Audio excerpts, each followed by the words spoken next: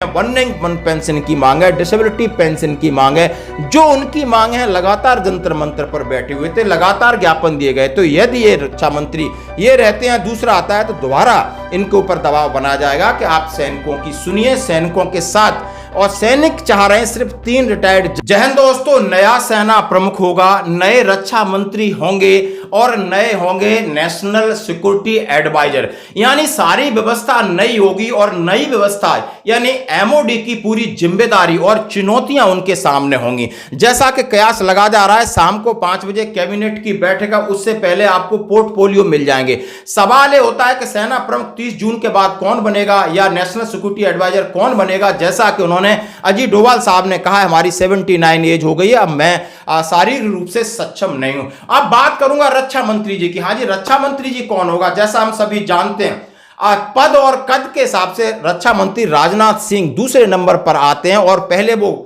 गृह मंत्री थे, उसके बाद उन्हें रक्षा मंत्री बनाया गया। अब कौन सा मिलता है प्रभार? लगभग मीडिया कुछ कह रही कि नहीं, रक्षा मंत्री जी को ये ही रक्षा मंत्री जी रहेंगे, क्योंकि इन्होंने सेना का आधुनिकीकरण, जो मॉडर्नाइजेशन का काम किया है, सबसे पहले थिएटराइजेशन का काम किया है, आतंकवाद में कमी आई है, सेना में लगातार बदलाव हो रहे हैं, अग्निवीर को लेकर भी जूझना है और पेंशन बिल को कम करना, ये इनकी चुनौती है। तो शायद ये रिटर्न हो सकती है, बदलाव हो सकता है, ये पता नहीं, लेकिन जो भी सेना जो रक्षा मंत्री होगा, जो सेना प्रमुख होंगे, उनके सामने चुनौतियां हैं। जैसे लिखा है आज का हेडिंग है कि नए रक्षा मंत्री के सामने 5 बड़ी चुनौतियां, हथियारों के आयात में कमी, अग्निपथ योजना, सेनाध्यक्ष की नियुक्ति, सैन्य सुधारों पर अमल और चीनी सीमा पर सैनिकों की तैनाती और भूतपूर्व सैनिकों की जो मांगे हैं, वन रैंक वन पेंशन की मांग है, डिसेबिलिटी पेंशन की मांग है, जो उनकी मांग है लगातार जंतर मंतर पर बैठे हुए थे, लगातार ज्ञापन दिए गए। तो यदि ये रक्षा मंत्री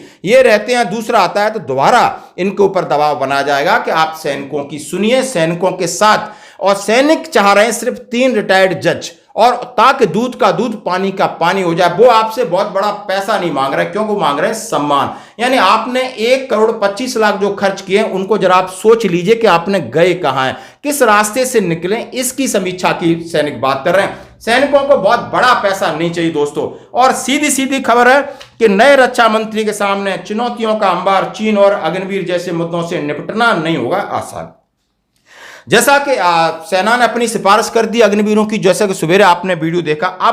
अब बात है मिलिट्री रिफॉर्म्स के सारे एजेंडे, यानी रिफॉर्म्स चल रहा है और उसमें संकल्प पत्र में दिया गया था कि सरकार ने थिएटराइजेशन की प्रक्रिया शुरू की है, जैसे कि आर्मी, एयरफोर्स, नेवी को एक साथ करना, एक साथ काम करना, कुछ ऐसी कमांड बनाना, जैसे कि आपने जयपुर में देखा हुआ जिस तरीके से कमांड बन रही है आर्मी की, एयरफोर्स की, नेवी की, और सबको जैसा कि संसद में बिल पास हुआ है कि सब एक साथ काम करेंगे और उनकी पोस्टिंग भी शुरू हो गई है।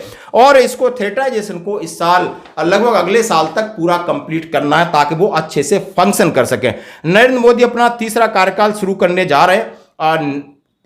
एनडीए के नेतृत्व में आज कल शपथ ग्रहण हो गया है। अब है कि सेना अध्यक्ष कौन होगा, और उन्होंने बोला है कि और रक्षा मंत्री कौन होगा और नेशनल सिक्योरिटी एडवाइजर कौन होगा, यानी सेना की टीम कौन सी होगी जो कि मोदी को सही रास्ते, सही तरीके से सेना को इंप्लीमेंटेशन बाकी चीजों का किया जाए। रक्षा मंत्रालय पर सहयोगी दलों की निगाहें। वैसे रक्षा मंत्रालय पद जेडीयू मांग रहा है, लेकिन शायद पहले उन्होंने हवाला दिया है कि जॉर्ज फर्नांडिस जी थे, जो जनता दल यूनाइटेड के थे, उनको रक्षा मंत्रालय दिया गया था, लेकिन अब पता नहीं किसको मिलेगा, लेकिन लगभग कयास लगाए जा रहे हैं। नए सेना अध्यक्ष की नियुक्ति, हाँ, उन्होंने कहा है कि मौजूदा में जनरल पांडे साहब का कार्यकाल 31 मई को खत्म हो गया था, 30 जून को बढ़ा दिया गया। इसके बाद किसको नियुक्त किया जाएगा, यह भी एक कैबिनेट फैसले के ऊपर डिपेंड करेगा। एसीसी में प्रधानमंत्री ने, गृह मंत्री, और उन्होंने कहा ये सब शामिल होकर इस प्रक्रिया को आगे बढ़ाएंगे। सैन्य सुधारों को लागू, यानी मिलिट्री के अंदर थिएटर कमांड से लगाकर तमाम तरीके के रक्षा सामान खरीदने की बातें उन्होंने कहा है। हथियारों के आयात में कमी लानी होगी। 6 लाख नफरी चीनी सेना पर तैनात है, इसको किस तरह सॉल्व करना होगा। आत्मनिर्भर भारत पहल को बढ़ावा देना, जैसे कि उन्होंने कहा है कि जितने भी इक्विपमेंट हैं, स्वदेशीकरण हो रहा है, उसको बढ़ावा देना है। सेना की अग्निपथ योजना टेंशन बनी है, सेना के बिल, पेंशन बिल की टेंशन बनी है। तमाम चीजों को लेकर ये कयास लगाए जा रहे हैं, लेकिन आज शाम तक क्लियर हो जाएगा कि आखिर कौन रक्षा मंत्री बनेगा। उनके सामने बड़े चैलेंज है। क्या जवानों के बारे में सोचेंगे, क्या एक्स सर्विसमैन की जितनी मांगों उसके बारे में कुछ प्रतिक्रिया आएगी, देखते हैं।